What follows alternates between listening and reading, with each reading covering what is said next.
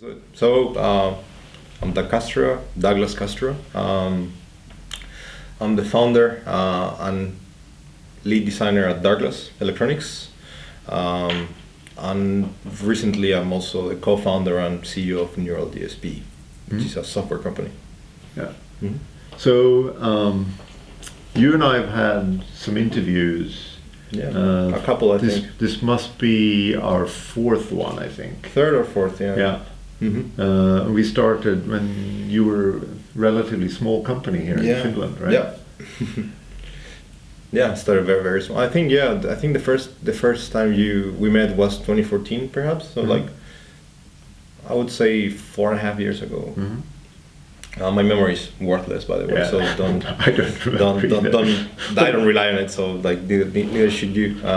But yeah, it's documented in the videos because I linked them all together, so one can go back and see all of them if one is interested about it. Excellent. So I mean, I know most of the people are familiar with the work that you do at Darkglass, and you know, starting with pedals. Distortion pedals, and then move on from there into amplifiers. Yeah. You just started recently shipping 2 new amplifiers. Yes. Which were those? The Darkglass 900 V2, which is updated version of the Darkglass 900, the Alpha Omega 900, which is the same new features and the same power handling, but with the Alpha Omega drive circuit. Okay, and I mean, I have the original 900, the Microtubes 900, which I really like. Thank you very much. But so what made you choose what made you choose the Alpha Omega as the next amp? I mean, both are the next amps, right? So more than choosing the Alpha Omega, it was a matter of the original Darkglass 900, which is the one that you own. I developed that myself. Like I did all the engineering for that, almost everything. Rafa, one of our former engineers, helped me with the foot switch control part. But all the analog design, all the circuit board design, the mechanical design, I did all that by myself, which and that was like 4 years. I started working on that like 4 years ago. And of course, because it was only me, like the amount of features and functionality I could implement in the time frame that we wanted to do the amp was quite limited. Now, in the recent years, we have been able to hire a really capable team of engineers to work with me in developing the new products, and with that, of course, the capabilities of things that we could, add to our products expanded. Impulse responses and the digital analog hybrid functionality on the hyperluminal compressor is another good example of that. So we realized that this amp, it's been around for 2-3 years. I think it did really big things for us. I think it took us sort of to like a next stage when it came to company size and also visibility. But now I think it's time to sort of see if we were to release this amp again today, what functionality could we do, and what does make sense to add there. And the result is the M900 V2 and the Alpha Omega 900. I mean, it has headphone output, cabinet simulation. Actually, you can load 3 different IRs. Pre and post DI as well. So your pre-DI is always clean. You need to choose, and your post always has the cap sim. Actually, you can turn the cap sim off, but you can send to the front of house your clean and a full rig sound, not just the because the DIs, when you have distortion by themselves, can sound a bit harsh sometimes without some filtering or cabinet simulation. There's also full MIDI control to turn channels on and off, switch impulses. There's also a compressor now as well, which is a hardwired version of the hyperluminal. So it's a very transparent and precise studio grade compressor. So we just, it's not me alone anymore. Now we have a team of 3 other people that are amazing, talented engineers that can do really sophisticated, complex systems. Let's take advantage of that and make an amp that it's sort of a more updated and future-proof. One of the interesting things with, I mean, I really felt when I looked at the new features of the amps that you really hit it out of the park. I mean, it was a really nice set of, I mean, not features for feature's sake. They seem to be fulfilling something that people would be looking for, right? Yeah. If there was something I would criticize with it, I would say the documentation for what you can do with things like MIDI, with the control software, because you can there's a USB input, you can actually control the amp with certain things. That I find I've not been able to figure out all the things that you just described by just looking at what's available as documentation. Fair enough. Yeah, I think we definitely could do a better job at having more educational content that can maybe make it easier for people to sort of see all that they could do with the products, and that is something that we definitely have sort of in the pipeline. Right now it's chaos. Well, you saw the factories, like boxes, from like all the way to the roof. You can barely walk. We're moving to a new factory in a couple of months, so there's a lot of like challenges right now. But as soon as we catch our wind back, we'll definitely put more emphasis into more educational content. Because it's one of the things I've seen people ask about, like on forums and things like that. Oh, does it do this and how does it do that and whatever? And because I didn't have an amp myself like that, I couldn't answer because, and then there didn't seem to be that information available. I have a couple of friends who are amazing bass players, who are also really good producers, and I'm planning to basically everything we release from now on, and things that we released in the past, send to them to shoot, like a full-length, 10-20 minute videos where they can explain every feature and also how to use it in the studio and live as well. So we'll definitely put some more emphasis into that, and I agree with you. I think we need to step up our content game for sure. Oh, that's cool. So on the pedal front, obviously the new compressor came, and I mean it's like one of those half size compared to the previous one, more or less. What was it that drove you to do that? It was a similar mindset to the redesign of the amplifiers. It was, the supersymmetry I also did myself, and I did the best with what I had at the time. What would be the best we could do with what we have now? And asking that question, led to that compressor. I mean, especially since I started Neural last year as well, that sort of expanded the options of technological options we have for Darkglass products as well. I own both companies, so there's like quite a free flow of collaboration and information there. One of the things that with compressors is that compressors lend themselves really, really well to take advantage of the benefits of digital technologies while keeping a signal path analog. So with a compressor, all a compressor is basically an automatic volume control. If the signal is below the threshold, it'll boost it. If it's above the threshold, it'll attenuate it. In very grossly simplifying it, but that's what basically a compressor is.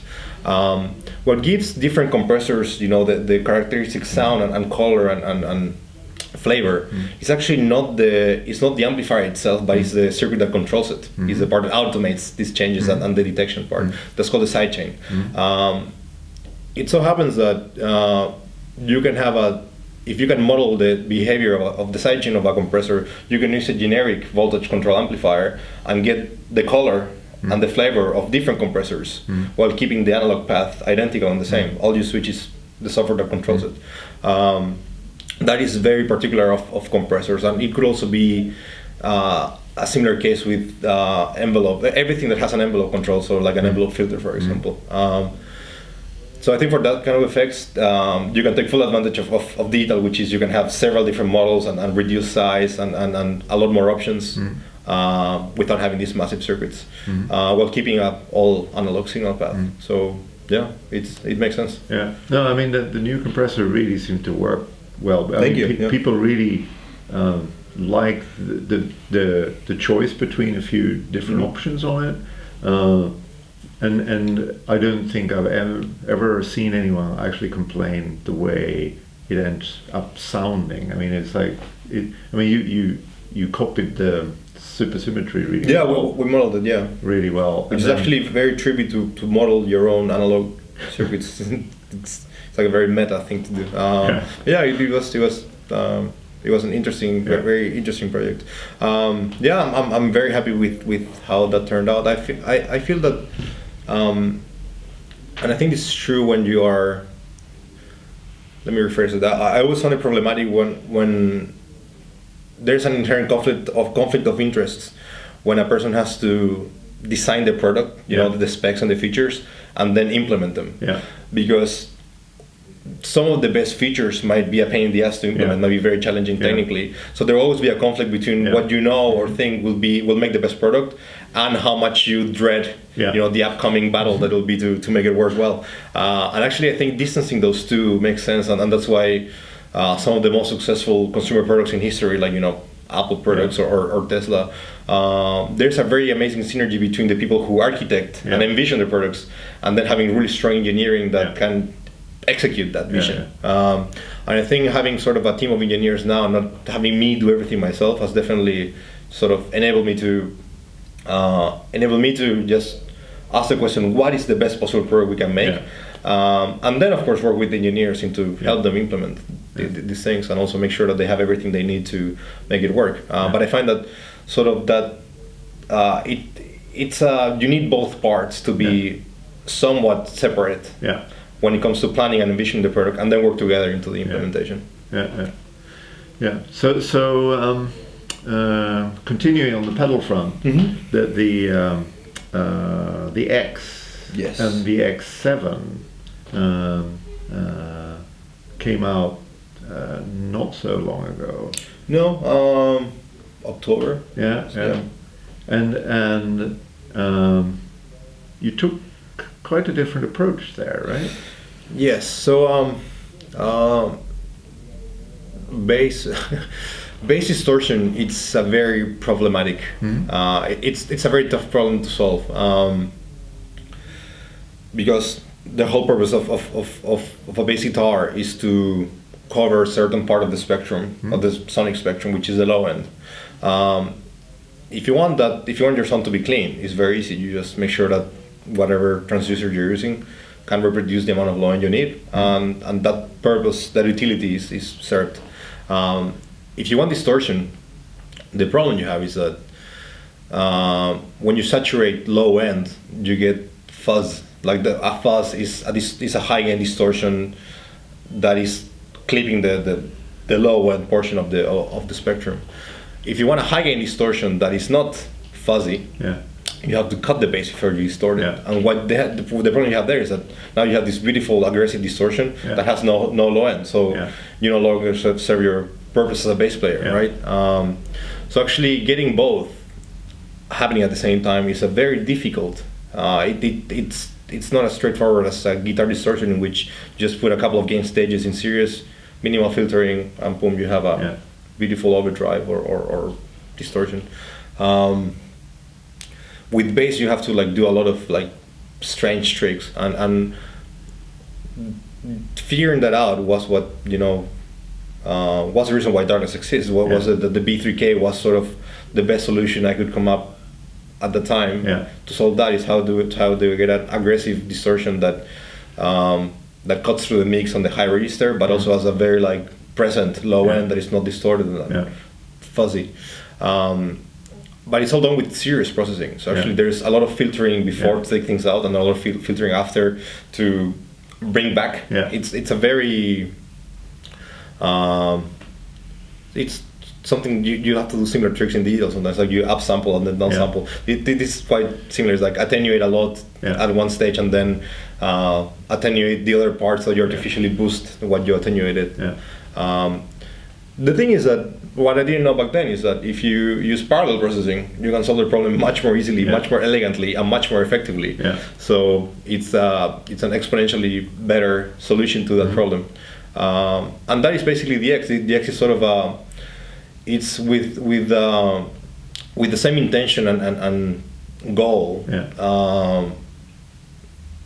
It's a much better answer to the same problem, I think. I mean, it's interesting because studio engineers have been using this kind of technology or process, for decades. Recording and for mixing decades, bass for a very long time. It was there all along, It was should have asked around. But it's sort of, I mean, there are some examples of people having tried to be doing this in pedal form before. Sure, I mean, the Brimstone MBD, I think, multiple distortion is one. I think Empress might have multi-band distortion as well.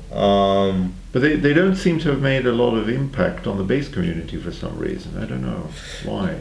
I mean, it's Tech 21 also has the Doug Pinnick signature amp and pedal. But it's relatively recent, right? Yeah, that also came out last year. The amp came out a couple of years ago. Yeah. I have the amp actually. Yeah. I mean, it's really hard to say. One of the things that I learned very, very soon after I launched the B3K, a decade ago, was that good products don't necessarily succeed. Yeah. And I spent 2 years designing that circuit, and then when it was ready, I was sure that I was just gonna make a video and put it on YouTube, and then the rest is history, right? And nobody gave a shit about it, to be honest. Like it took a lot of work to get people to notice it and pay attention to it, and then have the desire to buy it. Yeah. And I think sort of like designing a great product is half of the it's half of the equation. You also need to effectively position your brand and communicate effectively how good the product is and reach the right people. It's good engineering and good product design it's the key. It's the foundation of everything. But there are other things that you need to have in place for things to succeed. And I think that's one of the difficult combinations I think you need to have in a good functioning team. Not just in audio but in consumer products in general, is that you need to have really strong engineers, but also like people that can communicate and tell a story that's compelling, and those are completely different mindsets and skill sets. And it's very rare to find people that can do both, can function in both really highly. Or even if you find different people that are strong in each area, get them to work together. That can also be very difficult. That's something I've experienced myself. Absolutely. I think anyone who's run a company or an organization. Actually, that's a very interesting shift. I think when you start by yourself, like the list of problems is very like clear, and like I need to accomplish these tasks. Here I am. By the end of this, I should have this, right? That's very predictable, and I think once you grow things to a point where you need a team, your job becomes much more finding the right people and ensuring that they work together well than going over the task list. And also those things are completely different. Like if you start as a good engineer or designer or a good product developer, that doesn't necessarily mean that you will be good at recruiting and leading and managing these people. So also another thing that I've had to learn the hard way along the years. No, I've been through that route myself. Sure, it's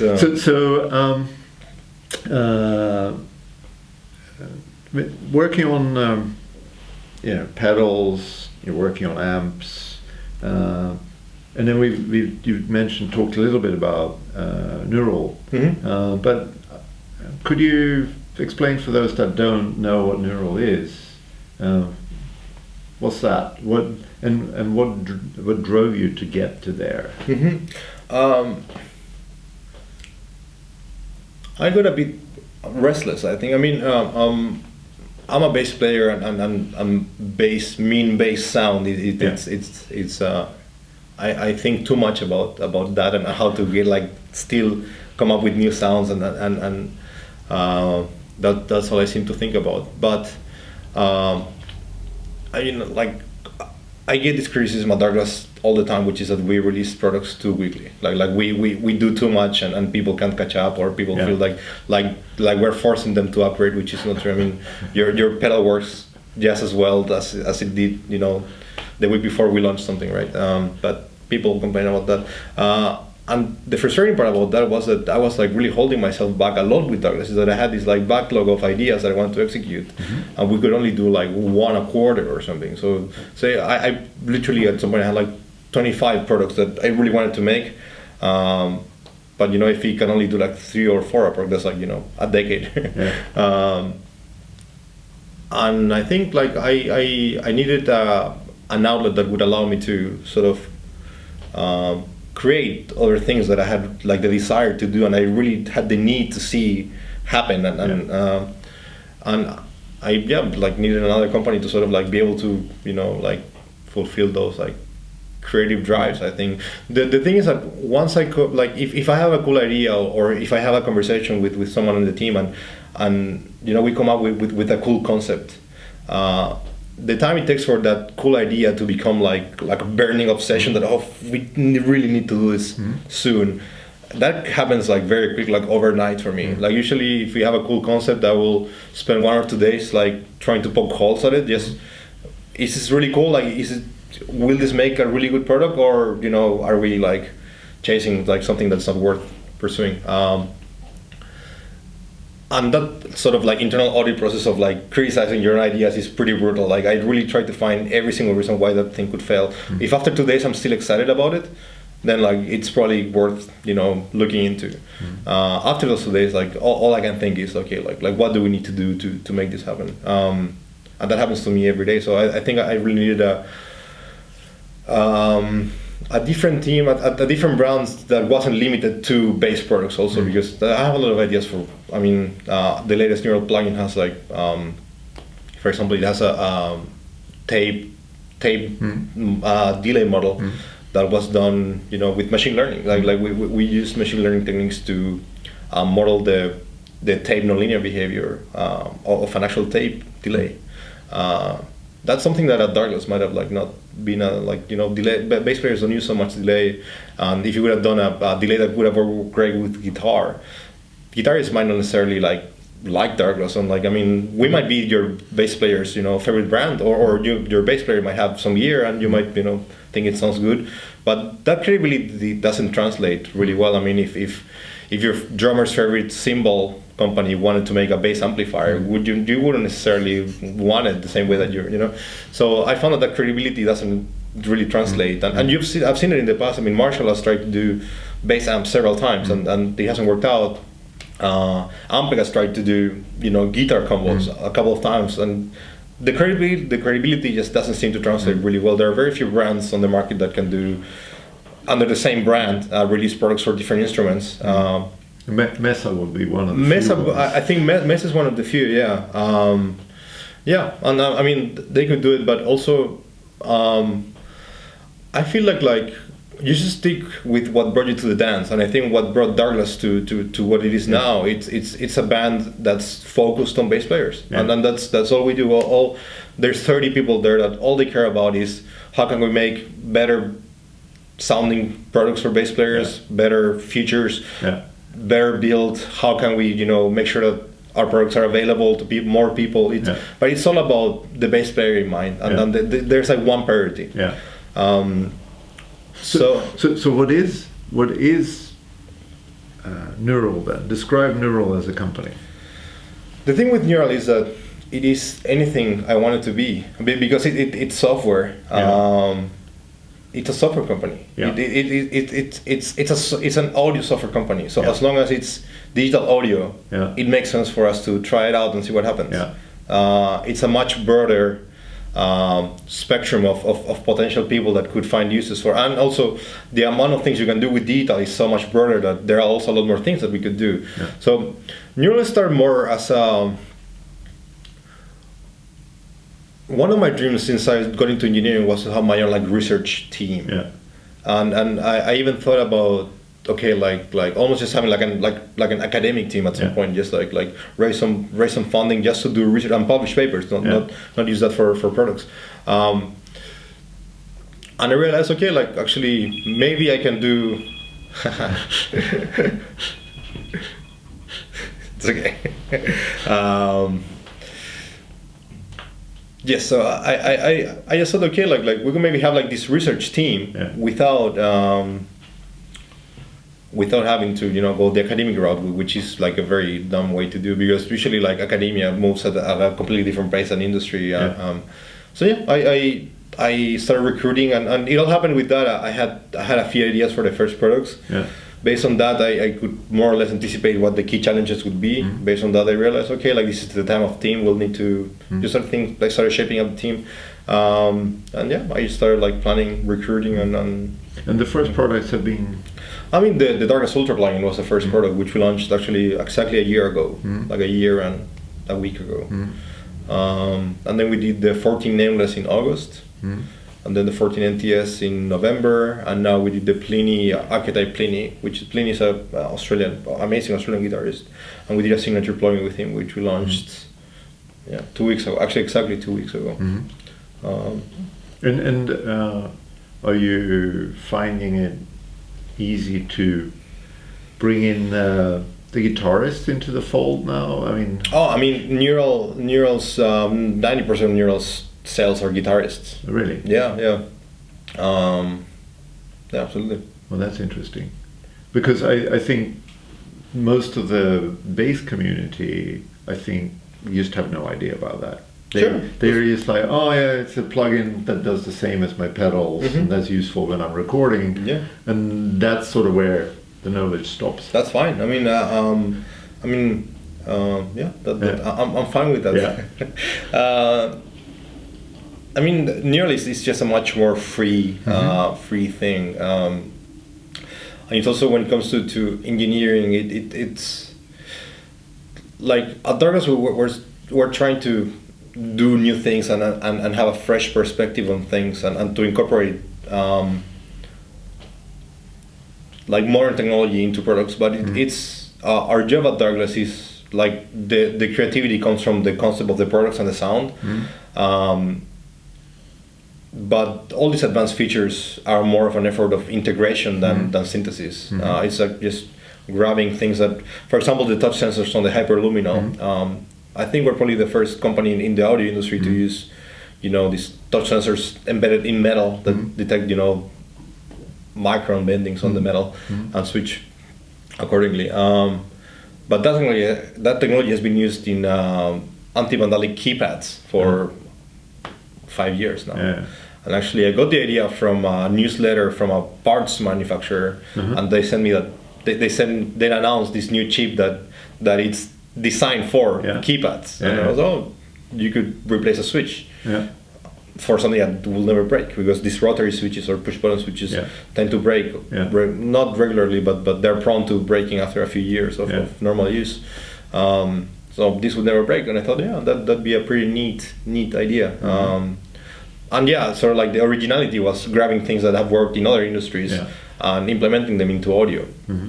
At Neural, we're trying to create that technology. Like at Neural, we're not trying to integrate something that someone figured out, a few years ago. We're trying to be the people figuring the things out that other people might later incorporate into their own products or solutions. So there's still a heavy it's industrial. So we're like doing research to create products.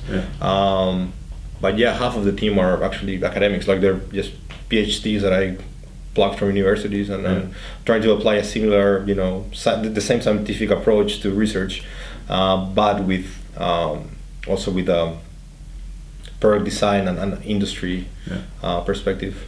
Yeah. You mentioned a little bit earlier that you used machine learning to look at how a tape delay works and kind of get that to function in your plugin. This is like a small. I mean, the tape saturation. It's one knob of one pedal in this big plugin. So it was a small example. What are the other things that you expect to be able to do with that? It's I mean, I don't call them like machine learning became sort of this buzzword. It's like blockchain, cloud computing ecosystem. If you ever try to raise venture capital, like these buzzwords get big data also is another one.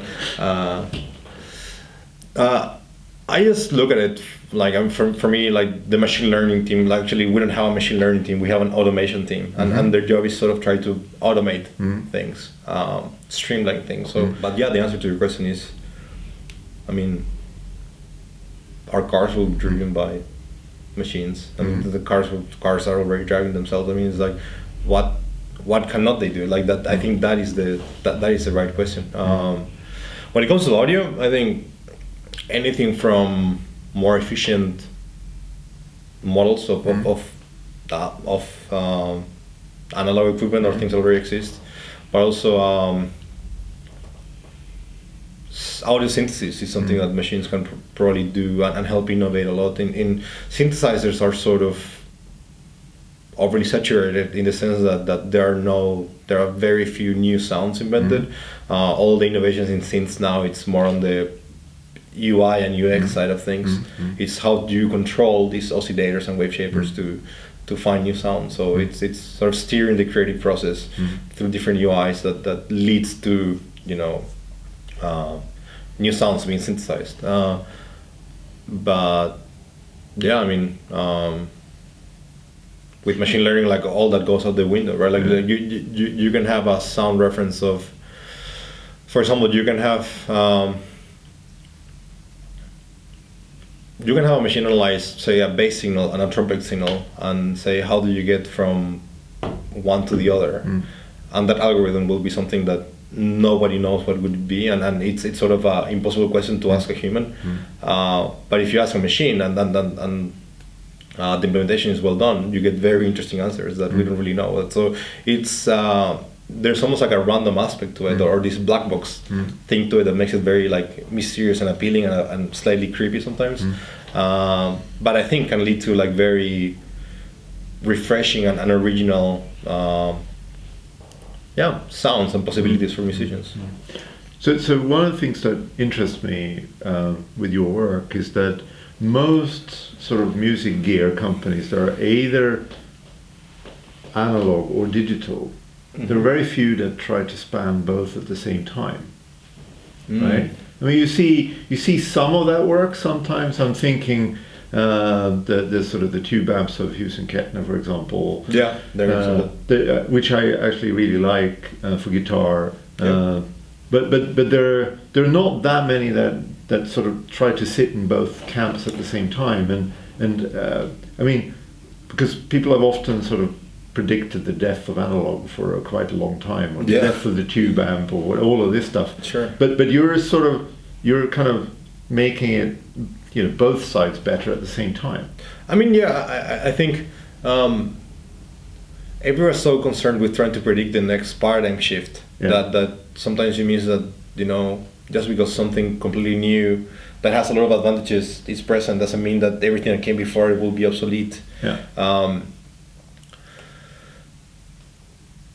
I'm trying to think of a good example. I mean, I think that the whole question of will machines replace, human labor, it's a really good example, and a lot of people are saying that that machines might become so capable that everything could be automated, and then you'll have this whole and like the entire human race basically with nothing to do, and what will happen then? And I think those things are worth looking into for sure, because if that happens, it would be the most disruptive thing. It would be like the most disruptive, non-catastrophic event we've probably ever seen, right? And potentially catastrophic as well. But I think the most likely scenario is that actually, in the case of machines versus human, is like we'll probably find like a really good complement. It's like machines might probably empower and amplify our capabilities, so that we can do more and sort of do more because of the machines that some people feared might replace us. I sort of see analog and digital in a similar way. Sometimes I get more excited about digital because there's so many cool things that you can do there, but there's something about the simplicity of just grabbing a pedal that all the knobs are there, and you plug it, like everything makes sense. It's everything is there. And I think that will be appealing for a long time, especially for musicians, because it's an artistic endeavor, and the way your tools make you feel are a big part of what inspires you to work with them and to do music. There is utility has a very like it's not the main thing when it comes to to artistic expression, right? A good example I like to make is that my cell phone can take a more accurate picture of a sunset than any painter could ever paint. but I would rather have a beautiful painting of a sunset on my wall than, you know, an iPhone picture that I printed out. Yeah. Or your house printer can, you know, replicate an image perfectly every time, much more accurately than you can draw anything. Yeah. But drawings are still more valuable. I think when it comes to art, there is the intangible, is the human equation, the human part of it. Yeah. I think those things, like the crafts part of it, like with our instruments, for example, we love to know that our instrument was handmade. You know, if you have same with tube amps, you know, if you have like a boutique tube amp, you love to know that, you know, Dave Friedman, you know, spent like, you know, 2 weeks, you know, wiring everything, and like that's a big part of what makes it desirable. And I think those things will never go out of fashion. It might become more or less popular over time. It's hard to tell. But I think there is definitely room for both craft and the humanity value of it to be complemented with digital functionalities and, you know, other technologies. And with Darkglass we're trying to do both. I mean, you saw the factory, everything's still like hand assembled, handmade. There's still a very strong craftsman aspect to it, with a twist of having some like really cool modern features. And I think both things, at least with Darkglass, we're trying to like reconcile the both to make a better product than we could have if we would have used both approaches separately. No, I personally, and I know there are quite a few people that really respect your attitude towards the people that work with you in creating your products, because there's so much. Essentially, look, you know, we're outsourcing our production to other countries with worse work conditions and environmental policies, all sorts of things. And I know you don't want to do that. I mean, we want to have as much in-house as possible, and actually in the new factory we'll invest in machinery so that we can integrate more processes actually, to have better control, better quality, better also. There's a cost benefit to it as well, but it's also just know exactly where the parts come from. It's very important. I mean, it's something that we all do. I mean, nobody makes potentiometers in Europe anymore, or chips in Europe anymore.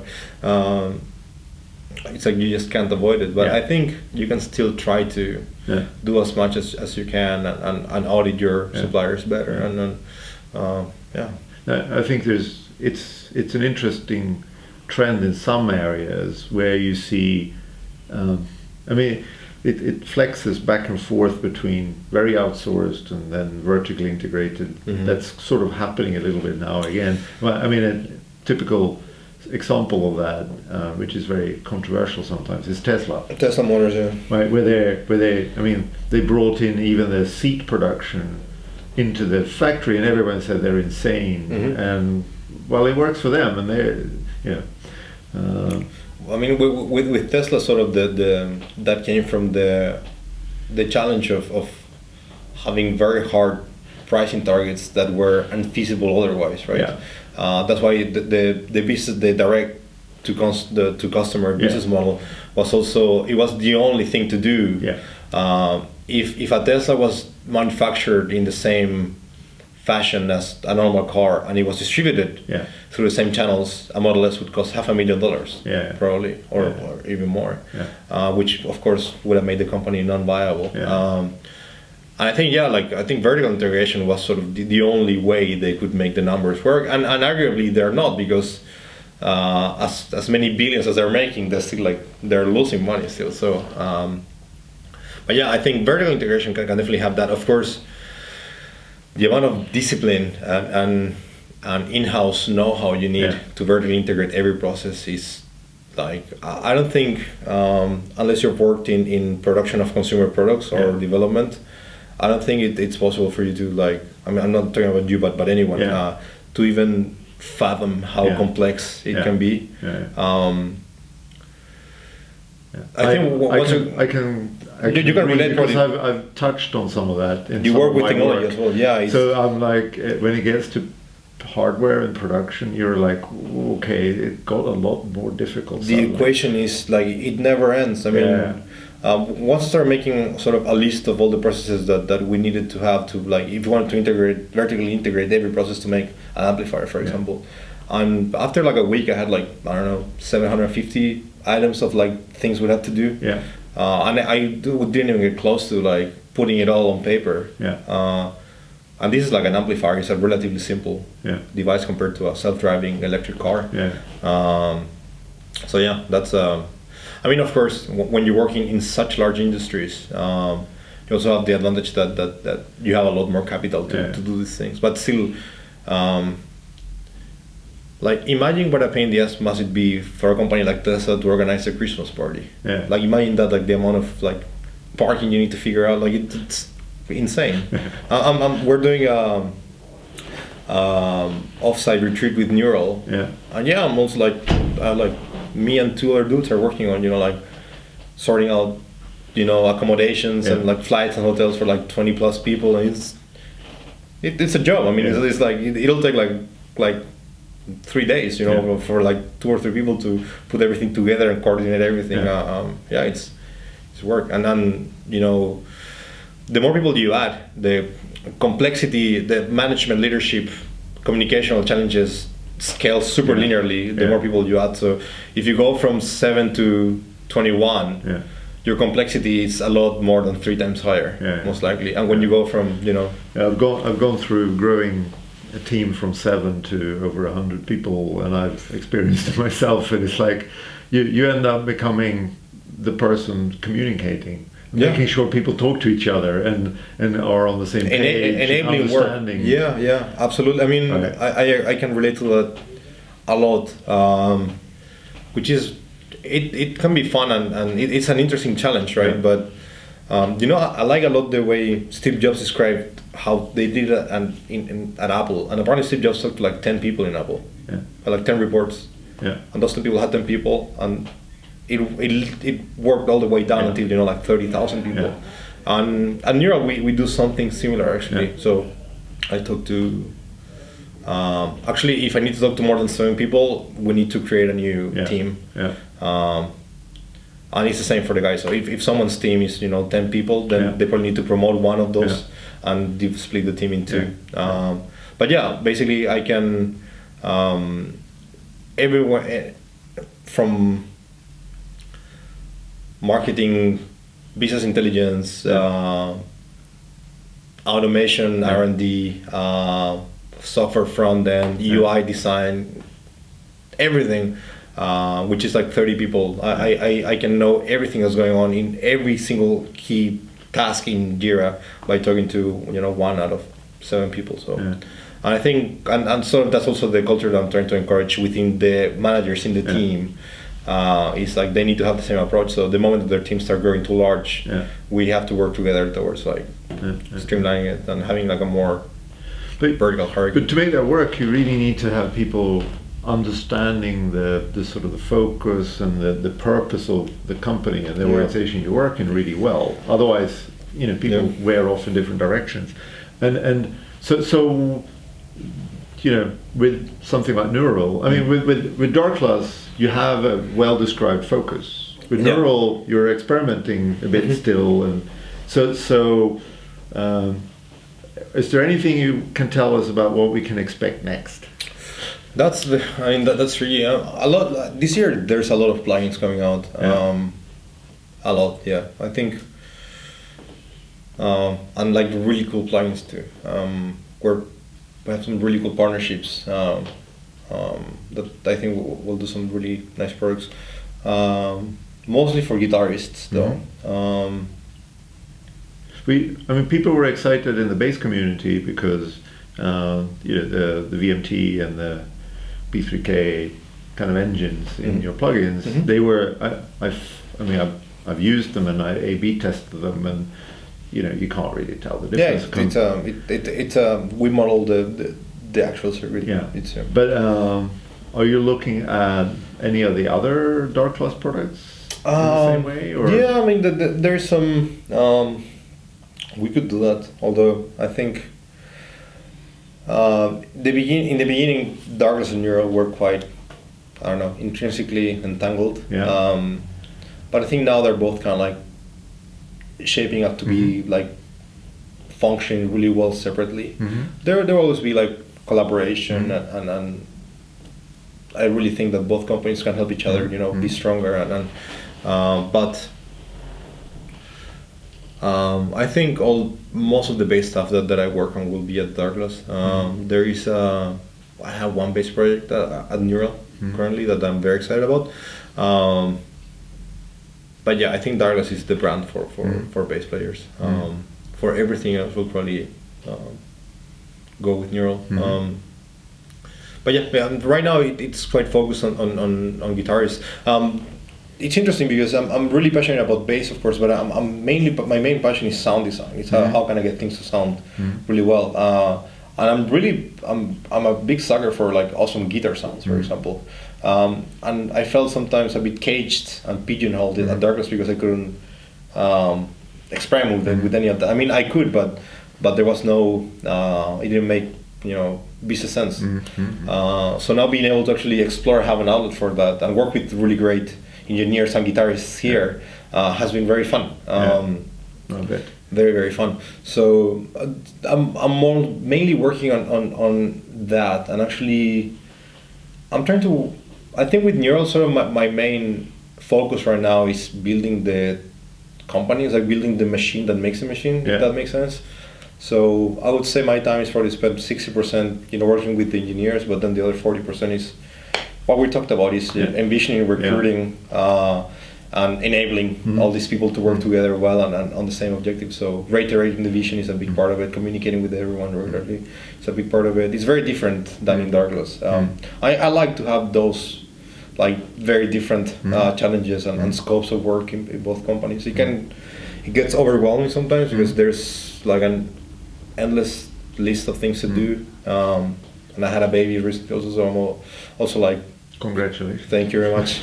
So I'm also like diminished through sleep deprivation, just to make things even harder. And I can also I can't spend so much time at work anymore. So you're becoming better at delegating. Yeah, I mean, to be honest, I think I've got good at delegating like a good while ago, I think. But yeah, now it's like meta delegation. It's like, can I delegate the delegation of things? But I think my big emphasis, and actually one of my new passions right now, it's recruiting. Is how can we find the best talent, and persuade them to join us and keep them happy, keep them driven. That's something that I focused a lot recently. And also the thing is that I don't want to sound like hyperbolic, but I am. But the Neural DSP research team, it's the most remarkable group of human beings that I've ever encountered. Like the automation team, for example, the average age is 26 and a half, and everyone has a PhD in computer science or electrical engineering. It's like really brilliant people who love music and love audio. Like everyone plays an instrument. I've actually I've poached people from Google and like people who made 5 times the money just because they wanted to make guitar sound cool. And spending time with these guys it has been like the most. I've learned more in the last year about engineering than in the previous 10, and I'm still like barely scratching the surface. So putting together a team like this that is not just very capable of fulfilling my most insane and obscene ambitions, but also that can really drive me to improve and learn a lot constantly is like so I don't know, captivating. Like it's I don't feel like I worked really at Neural, like very few days. I think, I don't know, in the past 6 months I felt like I've worked like a week. I'm still in the office, like especially before the baby came, was my schedule was 9 to 9. So I'm in the office at 9 and I leave the office at 9. But it's all just so much fun. And difficult, challenging, like painful sometimes, and frustrating, scary, intimidating, all the time. But just so much fun at the same time. There are a few boring things like fundraising or accounting that you need to do when you run the thing, but those are the very few. Actually, I was doing that when you guys came. I was doing like sales forecasts and budgeting. I'm trying to delegate that completely also. So at the moment I'm working on that, but it's amazing. I mean, I can come here and ask the guys, you know, let's give an example. Like, can we have a plugin that, I don't know, can we have a plugin that changes your guitar sound depending on a video? Like, can you feed a video through a software that will automatically like change the settings of an virtual amplifier? Yeah. Like, actually, I don't know, let's see. And some of these things don't make much sense, and we don't pursue everything. Yeah. But we can ask questions like that are completely like they barely make sense. Yeah. And sometimes through just having that playful process of discovery and research, really interesting solutions happen that actually do have much more practical application. So having that freedom, like complete freedom to do really it's really like I told you that with Darkglass, it's sort of like we always do the best we can with what we have. Yeah. Here's like that restriction is not, it doesn't happen here. It's just, it's like what is the best thing we can do, and what is the best thing you can do that's probably the best thing that anyone could ever do in this particular narrow field of research, and that's very fun. So with Neural is a software company. Yeah. Can we expect any hardware out of Neural? Who knows? It's hard to say. I mean, at the end, if Neural did any hardware, the hardware will always have the purpose of running the software. So it's still software. Steve Jobs said brilliantly that like the iPhone is software. Like the secret to Apple is software. I mean, it comes in a beautiful machine, the aluminum chassis that's perfectly designed. I mean, I think Johnny Ive is the greatest designer of all time. But what makes it special is software that runs it, and I would agree with that. So if Neural ever did any hardware, the emphasis would still be in having the best software. All right, so I think we'll wrap it up. Excellent. We can grab lunch now. Yeah. Cool. I'm hungry actually.